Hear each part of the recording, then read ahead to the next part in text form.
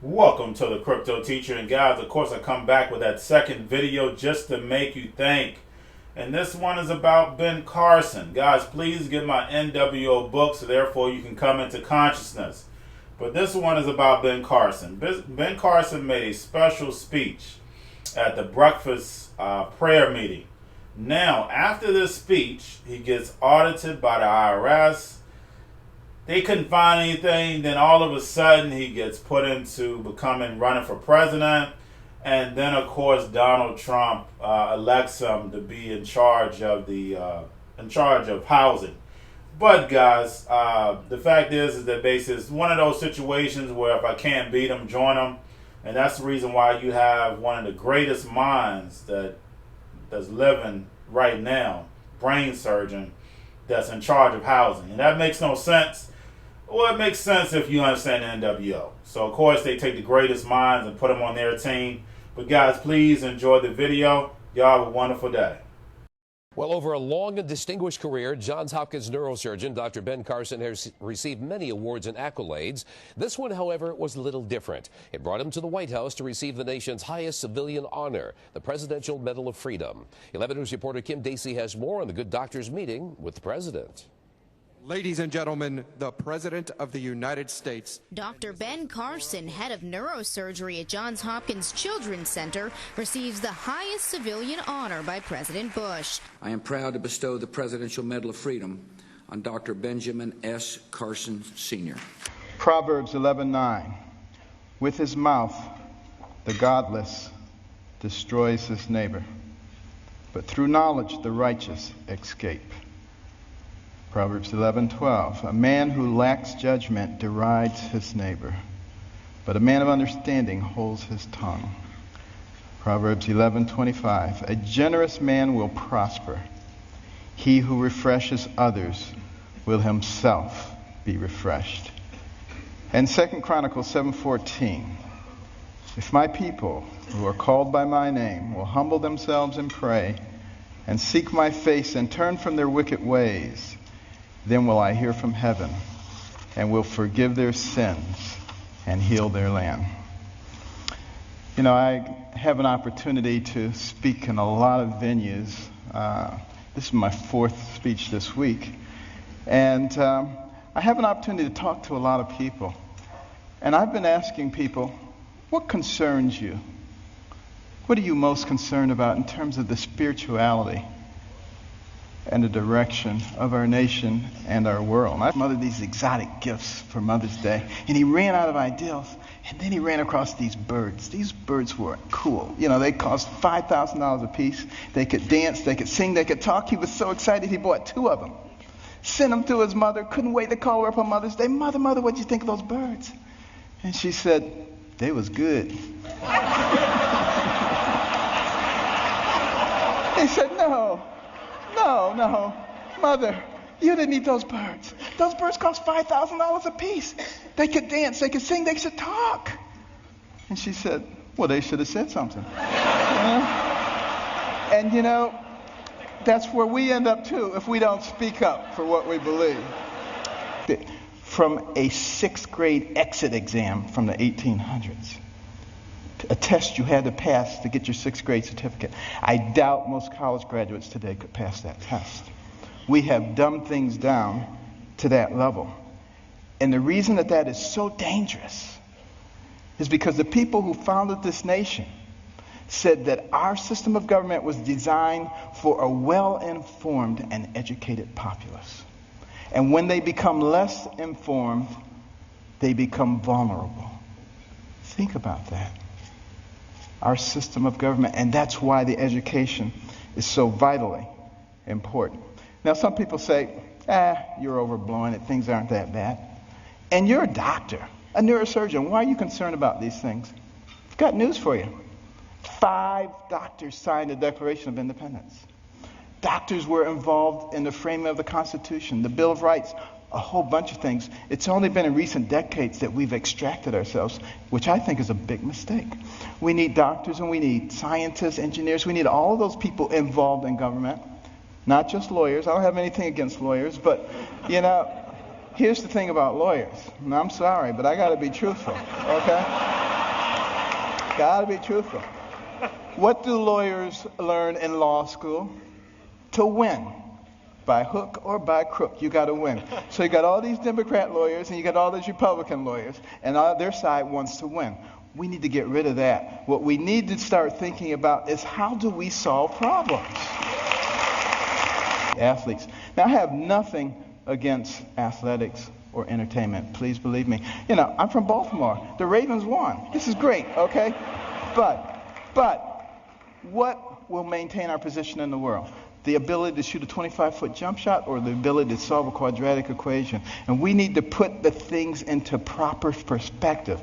And, you know, many teachers, you know,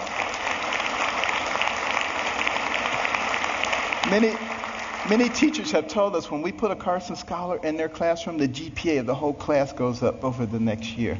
And it's been very gratifying. We started 16 years ago with 25 scholarships in Maryland. Now we've given out more than 5,000, and we're in all 50 states. But we also put in reading rooms. These are fascinating places that no little kid could possibly pass up. And they get points for the amount of time they spend in their reading, the number of books that they read, and they can trade them in for prizes. In the beginning, they do it for the prizes, but it doesn't take long before their academic performance begins to improve. And we particularly target Title I schools where kids come from homes with no books and they go to schools with no libraries. Those are the ones who drop out. And we need to truncate that process early on because we can't afford to waste any of those young people. You know, for every one of those people that we keep from going down that path of self-destruction and mediocrity, that's one less person you have to protect yourself and your family from. One less person you have to pay for in the penal or the welfare system. One more tax-paying productive member of society who may invent a new energy source or come up with a cure for cancer. They're all important to us, and we need every single one of them. It makes a difference.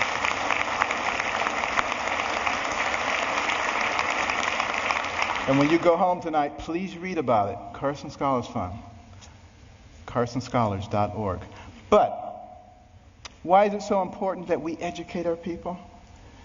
Because we don't want to go down the same pathway as many other pinnacle nations who have preceded us. I think particularly about ancient Rome. Very powerful. Nobody could even challenge them militarily. But what happened to them? They destroyed themselves from within. Moral decay. Fiscal irresponsibility. They destroyed themselves. And if you don't think that can happen to America, you get out your books and you start reading. But you know, we can fix it. Why can we fix it? Because we're smart.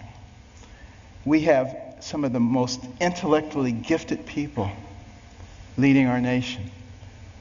All we need to do is remember what our real responsibilities are so we can solve the problems. I think about these problems all the time. And, you know, my role model was Jesus. And he used parables to help people understand things. And one of our big problems right now, and like I said, I'm not politically correct, so I'm sorry. But, you know, our deficit is a big problem. Think about it. And our national debt, $16.5 trillion. You think that's not a lot of money? Tell you what, count one number per second, which you can't even do because once you get to 1,000, it takes you longer than a second. But one number per second. You know how long it would take you to count the 16 trillion? 507,000 years. More than 500,000 years to get there. We have to deal with this. Here's the parable. A family falls on hard times. Dad loses his job or is demoted, gets part-time work. He has 5 children. He comes to the 5 children. He says, we're going to have to reduce your allowance. Well, they're not happy about it, but he said, except for John and Susan. They're special. They get to keep their allowance. In fact, we may give them more. How do you think that's going to go down? Not too well. Same thing happens. Enough said. What about our taxation system? So complex. There is no one who can possibly comply with every jot and tittle of our tax. If I wanted to get you or you, I could get you on a tax issue. That doesn't make any sense. What we need to do is come up with something that's simple. And when I pick up my Bible, you know what I see? I see the fairest individual in the universe, God, and he's given us a system. It's called tithe. Now, we don't necessarily have to do it 10%, but it's principle. He didn't say, if your crops fail, don't give me any tithes. He didn't say, if you have a bumper crop, give me triple tithes. So there must be something inherently fair about proportionality. You make $10 billion, you put in $1 billion. You make $10, you put in $1. Of course, you got to get rid of the loopholes. But now some people say, well, that's not fair because it doesn't hurt the guy who made $10 billion as much as the guy who made 10. Where does it say you have to hurt the guy? He just put $1 billion in the pot. We don't need to hurt him. It's that kind of thinking. It's that kind of thinking that has resulted in 602 banks in the Cayman Islands. That money needs to be back here, building our infrastructure and creating jobs. And we're smart enough to figure out how to do that. We've already started down the path of solving one of the other big problems, healthcare. We need to have good healthcare for everybody. It's the most important thing that a person can have. Money means nothing, titles means nothing when you don't have your health. But we got to figure out efficient ways to do it. We spend a lot of money on healthcare, twice as much per capita as anybody else in the world, and yet not very efficient. What can we do? Here's my solution.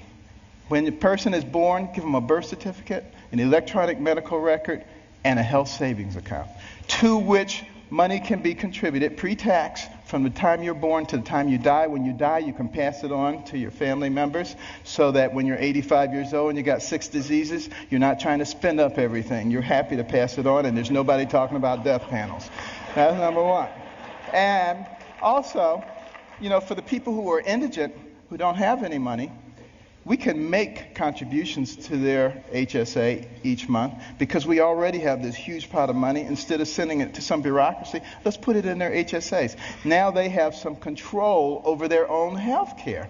And what do you think they're going to do? They're going to learn very quickly how to be responsible. When Mr. Jones gets that diabetic foot ulcer, he's not going to the emergency room and blowing a big chunk of it. He's going to go to the clinic. He learns that very quickly. Gets the same treatment. In the emergency room, they send him out. In the clinic, they say, now let's get your diabetes under control so you're not back here in 3 weeks with another problem.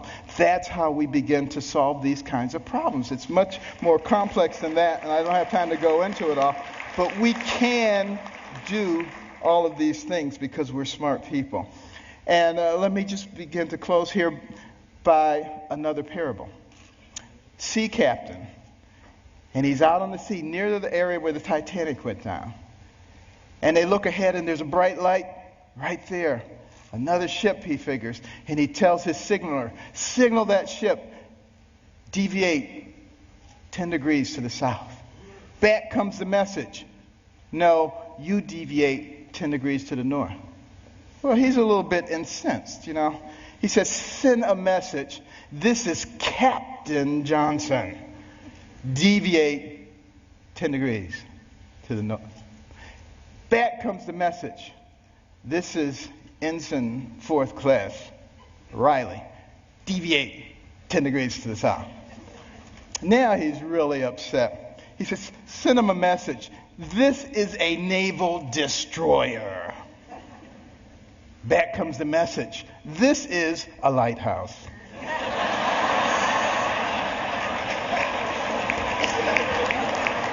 Enough said. Now, what about the symbol of our nation? The eagle, the bald eagle. It's an interesting story how we chose that. But a lot of people think we call it the bald eagle because it looks like it has a bald head. That's not the reason. It comes from the Old English word piebald, which means crowned with white. And we just shorten it to bald. Now use that the next time you see somebody who thinks they know everything. You get them on that one. But why is that eagle able to fly high, forward? Because it has 2 wings, a left wing and a right wing. Enough said. Dr. Ben Carson is the latest on that growing list of conservatives targeted by the Internal Revenue Service. The famous neurosurgeon told the Washington Times the IRS hit him with an audit just months after his speech in front of the president challenging America's leadership. The tax authority found no wrongdoing, but Carson said it raised his suspicions about being singled out for his speech. Ben Carson, and I'm a candidate for President of the United States. So we're here in his hometown of Detroit, and you can see here that he is a hometown hero in many ways. He's got a Medal of Freedom. He's written 6 books. Donald Trump shaking hands with a former opponent. The president-elect announcing he chose Ben Carson for the role of Secretary of Housing and Urban Development. Trump says his 2016 campaign rival has a brilliant mind and is passionate about strengthening communities and families within those communities. It's a big club, and you ain't in it.